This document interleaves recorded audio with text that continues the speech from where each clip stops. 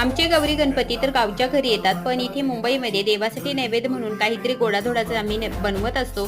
तर ओशा दिवशी मी सांज्याच्या पोळ्या बनवल्या होत्या. कणकेसाठी 2 वाट्या मैदा, चवीनुसार मीठ, पाव चमचा हळद घालून पाणी घालून कणिक मळून घेतलं आणि 10 मिनिटं झाकून बाजूला ठेवून दिलं. कढईमध्ये 1 चमचा तूप घातलं, 1 वाटी रवा चांगला भाजून बाजूला काढून घेतला. आता 2 वाट्या पाणी घातलं, 1 वाटी गूळ घातला, वेलची आणि सुंठ पावडर घालून गूळ विरघळल्यानंतर भाजलेला रवा याच्यामध्ये घालून मिक्स केला.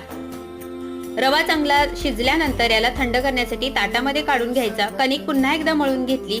आता जो आपण सांजा तयार केला होता तोही एकदा मळून घेतला. ह्याचे छोटे गोळे बनवले आणि कणकेची पारी करून याच्यामध्ये सांजा भरून आपण जसं पुरणपोळी बनवतो त्याप्रमाणे ना जास्त जाड ना पातळ अशी आपल्याला ही सांज्याची पोळी बनवून घ्यायची.